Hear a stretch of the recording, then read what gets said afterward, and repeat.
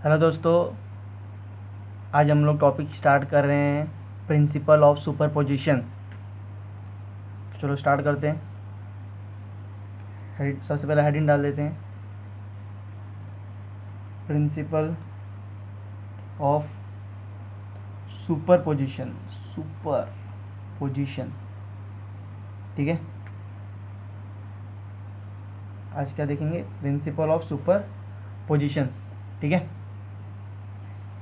तो इसमें हम लोग मान लेते हैं कि बहुत सारे पॉइंट चार्जेस जो हैं वो स्पेस में प्रेजेंट है, रैंडमली प्रेजेंट है, मतलब कहीं भी प्रेजेंट है, ठीक है। तो मान लेते हैं एक चार्ज यहाँ पर प्रेजेंट है, Q1 बोल देते हैं इसको, एक यहाँ पर प्रेजेंट है Q2, एक यहाँ पर प्रेजेंट है Q3। इसी तरीके से बहुत n number of charges present है, और मान लेता हूँ यहाँ पर एक Qn, ठीक है, मतलब n number of charges present है, ठीक है। और बीच में एक पॉइंट चार्ज लेता हूँ जिसको मैं Q डैश बोल रहा हूँ, ठीक है। क्या बोल रहा हूँ? Q डैश, ठीक है।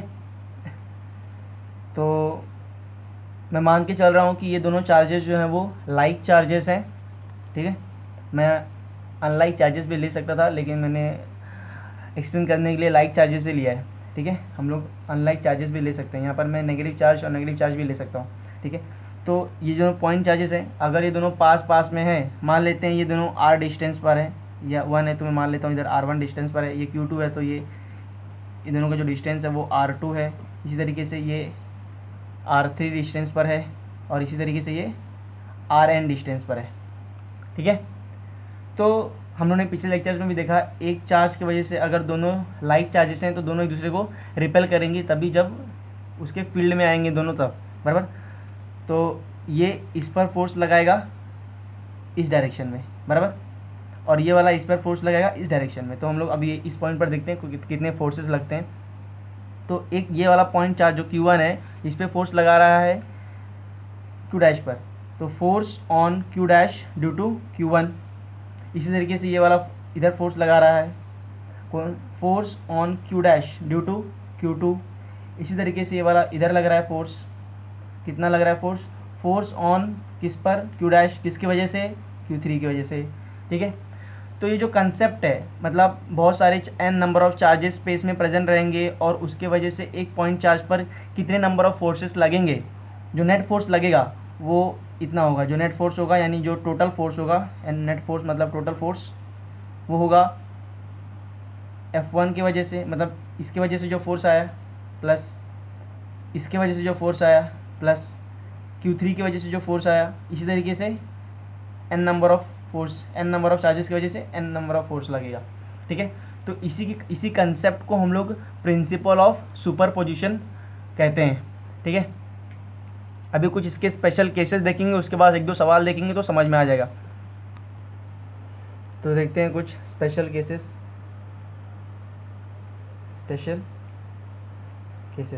ठीक है। सबसे पहला ये स्पेशल केस का जनरलाइजेशन देख लेते हैं, मतलब जनरलाइज कंसेप्ट देख लेते हैं। जनरल कंसेप्ट, ठीक है। ये CET है, ठीक है, जनरल कंसेप्ट। तो मान लेते हैं ये एक F मैग्नीट्यूड का फोर्स है, ये F मैग्नीट्यूड का फोर्स है, दोनों थीटा एंगल पर है, ठीक है। दो फोर्स है F मैग्नीट्यूड, F मतलब दोनों का मैग्नीट्यूड जो है वो सेम है, ठीक है, दोनों थीटा एंगल पर है। तो इसका एक्सिस बना लेते हैं, मान लेते हैं ये एक्सिस होगा तो ये y एक्सिस हो जाएगा, ये एक्सिस हो जाएगा, ये y एक्सिस हो जाएगा, ये भी y एक्सिस, ये एक्सिस, ठीक है। तो इसका जो नेट फोर्स आएगा, इन दोनों का जो नेट फोर्स होगा वो हमेशा बाइसेक्टर लाइन पर होगा। जो नेट फोर्स होता है वो हमेशा बाइसेक्टर लाइन पर होता है, ठीक है, जो नेट फोर्स होता है, ठीक है, वो ये जो दोनों फोर्स का जो मैग्नीट्यूड है, जो थीटा एंगल पर है, ये थीटा एंगल के बाइसेक्टर के लाइन पर जो नेट फोर्स होता है, ठीक है। तो इधर वाला जिस तरफ थीटा होता है उसका जो कंपोनेंट आता है वो F cos थीटा आता है, ठीक है। इसकी वजह से इस नेट फोर्स कितना है? F cos थीटा, और इसका ये वाला कंपोनेंट कितना होगा? इसका ये वाला कंपोनेंट जो होगा, अभी हम लोग देख रहे हैं, मैंने इसको बाइसेक्ट कर दिया। बाइसेक्ट कर दिया मतलब क्या, इक्वली डिवाइड कर दिया ना। तो ये अगर पहले थीटा था तो अभी कितना हो जाएगा, अभी थीटा बाई 2 हो जाएगा, और ये वाला भी हो जाएगा थीटा बाई 2। तो इसीलिए इसका ये वाला कंपोनेंट, मतलब अभी सिर्फ हम लोग इतना देख रहे हैं, ठीक है, पूरा नहीं देख रहे हैं, ये वाला इतना देख रहे हैं। तो इसका ये वाला कंपोनेंट हो जाएगा एफ कॉस थीटा बाई 2, और इसका ये वाला कंपोनेंट कितना होगा, सेम, दोनों ऐड हो जाएंगे तो एफ कॉस थीटा बाई 2, ठीक है, ये इतना हो जाएगा।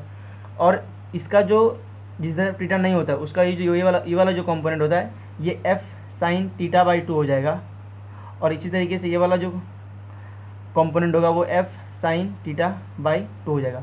तो ये दोनों इक्वल एंड अपोजिट है, तो ये तो एक दूसरे को कैंसिल आउट कर देंगी, ये भी कैंसिल आउट हो जाएंगे, ठीक है।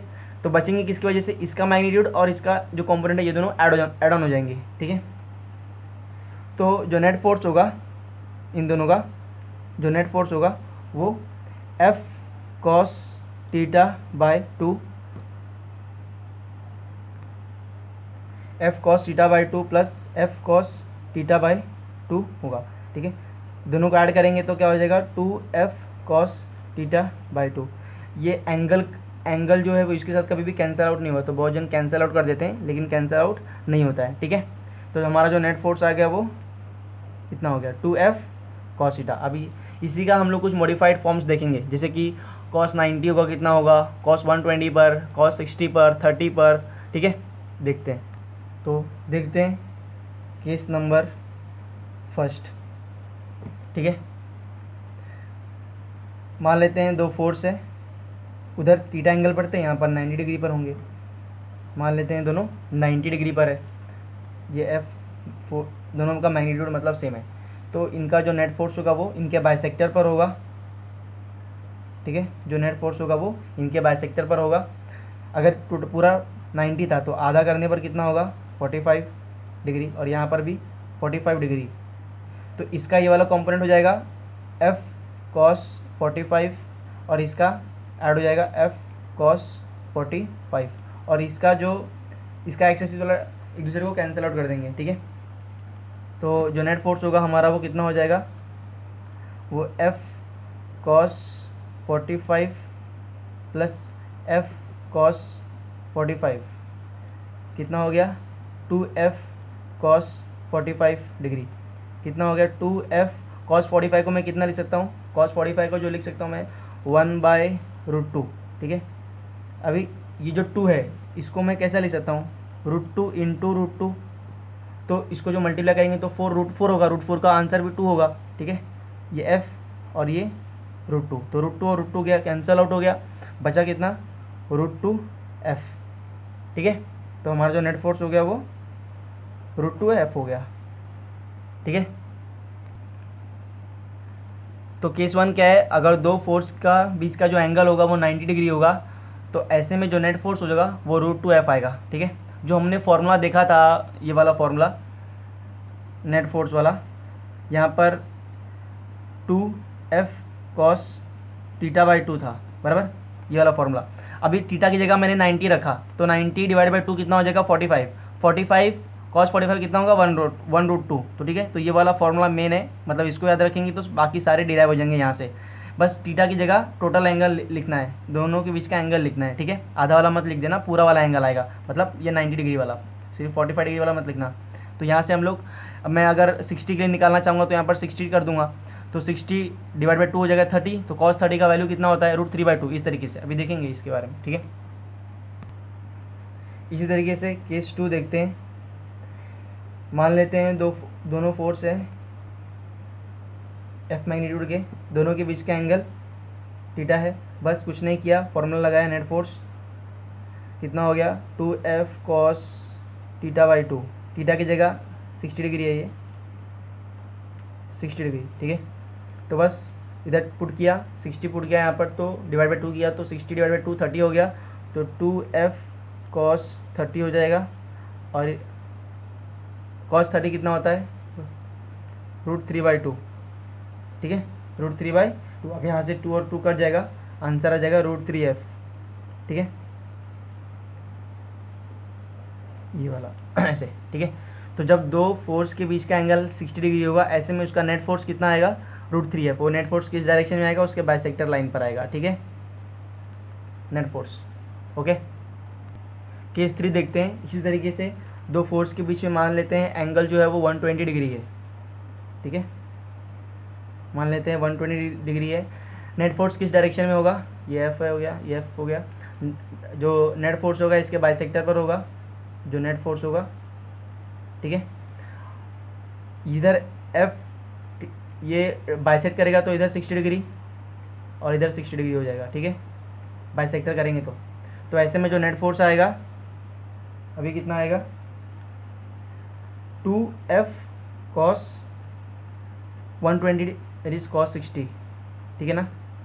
तो cos 60 का वैल्यू कितना होता है, 1/2, तो ये कट हो जाएगा, बचेगा कितना, F। तो अगर दो फोर्स के बीच का एंगल होता है 120 डिग्री, ऐसे में जो नेट फोर्स आएगा वो उसके मैग्नीट्यूड के बराबर ही हो जाता है, ठीक है, F। मतलब क्या, मतलब अगर दो फोर्स के बीच का एंगल 120 डिग्री होगा तो ऐसे में जो नेट फोर्स होगा, जो एक फोर्स का जो मैग्नीट्यूड है वही हो जाएगा, ठीक है, F। एक और केस देख लेते हैं, ठीक है, एक और केस देख लेते हैं, दैट इज 4th केस। मान लेते हैं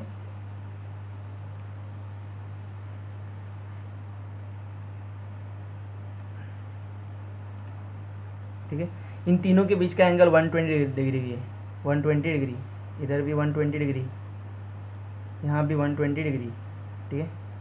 अब देखते हैं, अभी पहले मानते हैं ये 120 डिग्री, तो इस दोनों 120 डिग्री का जो नेट फोर्स रहेगा वो इसके बाइसेक्टर पे आएगा इधर, ठीक है। उसी तरीके से इधर हो गया, उसी तरीके इधर आएगा कितना, नेट फोर्स, ठीक है, इधर एरो और इधर, ठीक है। और जब हम लोग ये दोनों देखेंगे तो इसका नेट फोर्स इधर, तो ये दोनों देखेंगे तो इसका इधर, और जब ये दोनों देखेंगे तो इसका इधर। तो मतलब जब तीन फोर्सेस होंगी इक्वल मैग्नीट्यूड की, और तीनों फोर्स, ये सिर्फ मतलब पर्टिकुलर केस के लिए है, जब तीन फोर्स इक्वल एंगल पर होंगी, मतलब सिर्फ और सिर्फ 120 डिग्री पर होंगी, 120 डिग्री पर होंगी, तब ऐसे में जो नेट फोर्स आएगा वो 0 आता है, सब एक दूसरे को कैंसिल आउट कर देंगे, ठीक है। इसी तरीके से एक और केस है, ठीक है, F force, F F F सब इक्वल मैग्नीट्यूड की हैं, ठीक है, सबके बीच का एंगल 90 डिग्री है, ठीक है। अब ये इक्वल इन अपोजिट है, ये इस डायरेक्शन में, ये इस डायरेक्शन में, ये इक्वल है, ये इक्वल है, ये इक्वल है और ये इक्वल है, तो सब एक दूसरे को ये इसको कैंसिल आउट कर देंगी, ये इसको कैंसिल आउट कर देंगी, तो नेट फोर्स कितना आएगा, 0 आएगा, ठीक है। मतलब अगर मैं तीन फोर्स 120 डिग्री पर लूँगा तो ऐसे में नेट फोर्स 0 आएगा, और अगर मैं 4 फोर्स लेता हूँ और उसको 90 डिग्री पर अरेंज करूँगा तो ऐसे में उसका नेट फोर्स जो हो जाएगा वो 0 होगा, ठीक है। आज के लिए बस इतना ही। नेक्स्ट लेक्चर में हम लोग इस प्रिंसिपल ऑफ सुपरपोजिशन पर कुछ 2-3 सवाल करेंगे, ठीक है। Thank you.